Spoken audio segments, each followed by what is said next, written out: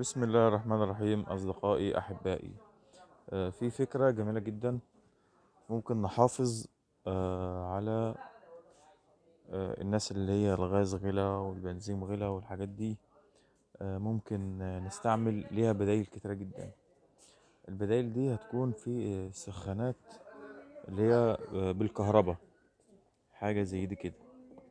سخانات الكهرباء هتغنينا عن الغاز في الفترة اللي جاية. فأنا بنصح بيها بشدة.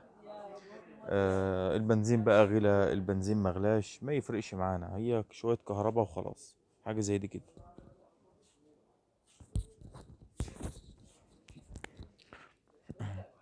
فاحنا طيب، احنا لو استخدمنا الغاز، لو جينا نبص الغاز، آه هو شيك جدا، بس الفكرة ان هو بيستهلك غاز، والغاز غالي والبنزين غالي.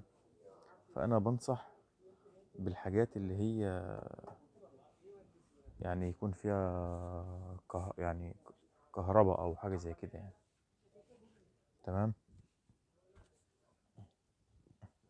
فممكن نستعمل بدائل كتيرة جدا. نقيس على كده كل حاجة.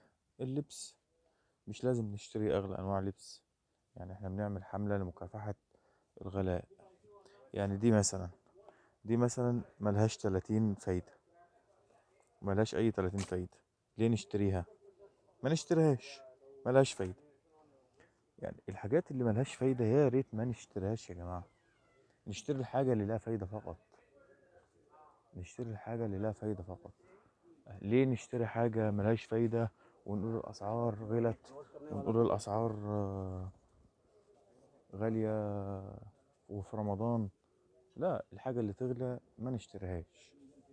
إن كانت ملابس أو إن كانت أغراض شخصية في البيت. مش لازم كل يوم ناكل لحمة، مش لازم كل يوم نلبس ماركات عالمية وكده يعني. يعني خدوا إيه اللي لبسوا ماركات عالمية واللي ما لبسوش ماركات عالمية؟ كله سواسية، كله سواسية، كله سواسية. فيه إيه لما نشتري لبس بسعر رخيص أو سعر معقول؟ مفيش فيها حاجة يعني. لما نشتري لبس بسعر رخيص أو معقول يعني. إنما بقى كل واحد بيبص لجاره، وكل واحدة بتبص لجارتها، أو يعني دي حاجة زي دي كده. يعني دي فايدتها إيه؟ جلد، هو جلد ماشي، بس جلد إيه بقى؟ تعبان مثلا ولا حصلت أي حاجة؟ ففي أنت تقدر تسيستم حياتك على النمط اللي أنت عايزه. تقدر تسيستم حياتك على النمط اللي أنت عايزه. آه، هتصرف أو ما تصرفش دي بإيدك أنت، مش بإيد حد تاني. يعني طفل عنده 3 سنين، أروح أجيب له كوتش ب1000 جنيه ليه؟ أو كوتش ب500 جنيه ليه؟ يعني بالعقل كده، بالعقل. ما هو يا جماعة ما نقعدش نصرف في حاجات ملهاش لازمة ونرجع نقول الأسعار غلت والأسعار غلت. يعني نشتري الحاجة المعقولة، بالمعقول. طيب بدل ما نشتري من كل حاجة كذا قطعة، طب ما نشتري قطعة واحدة، نشتري شيرت واحد، شيرت واحد. ليه بقى انا اروح اشتري 100 تيشيرت، 100 قميص، 100 مش عارف ايه؟ ليه يا عم؟ ليه يا عم؟ طب يقول لك ايه؟ فوتبول. يعني تروح تشتري كوتش للكوره. طب تشتري كوتش للكوره ليه؟ طب تلعب كوره ليه اصلا؟ يا جماعه احنا داخلين على ايام قحط. انت هتلعب كوره ولا هتاكل وتشرب؟ ماشي. الرفاهيه الزياده، الرفاهيه الزياده اللي خلت من الناس في عدم في عدم قبول للمعيشة ونقمة للمعيشة اللي احنا فيها الأيام دي. تمام. فأنا بنصح كل اخواتي وكل أحبابي، الحاجة اللي تلاقيها غالية جدا، أو ما تشتريش كذا نوع، ما تشتريش كذا حاجة، تشتري نوع واحد. مش شرط تقعد تشكل وتنوع يعني دي باقة جميلة جدا من الخواتم، من الخواتم. طيب ايه الفايدة منها بقى؟ انا مش عارف. يعني الناس اللي ما لبستش خواتم يعني إيه هيحصل لها حاجة مثلا؟ مش هيحصل لها اي حاجة.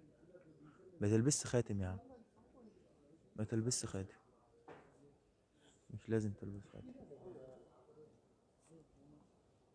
مش لازم تلبس خاتم.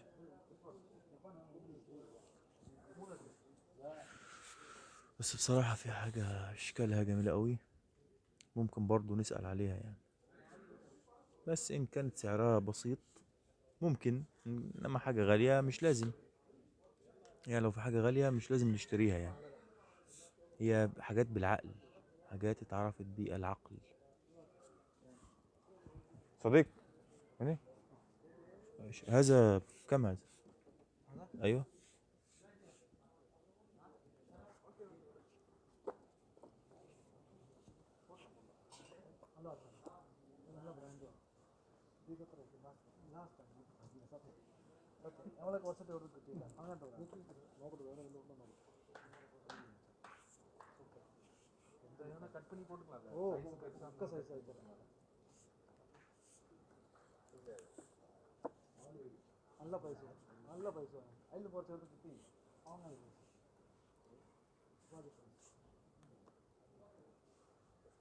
يعني طبعا مقاس ضيق جدا، ولا انتوا شايفين ايه؟ مش يعني هو مقاس ضيق، مقاس ضيق جدا.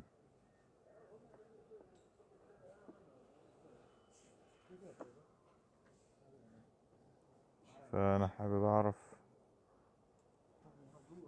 صغير. اه، مشكلة هي.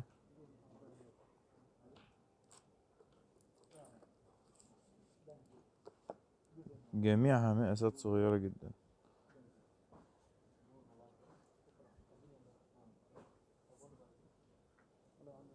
يعني انا مش عارف هل دي حاجات رجالي ولا حريمي.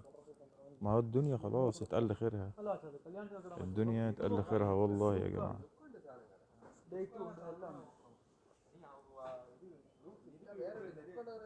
حتى ده انا مش عارف ده ايه، انا مش عارف ده ايه.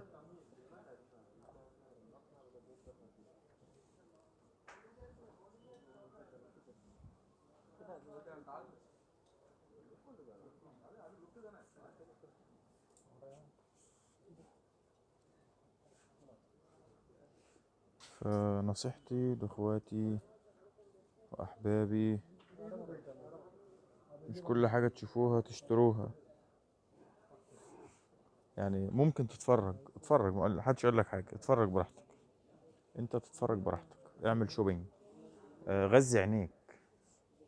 بس خد بالك من جيبك وانت بتغذي عينيك، جيبك هيوحشك. تمام.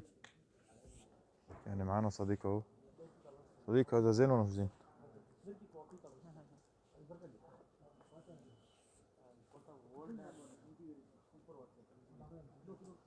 فنصيحة لاخواتي، اتقوا الله في اولادكم، وتوبوا الى الله يرحمكم الله. مع السلامة.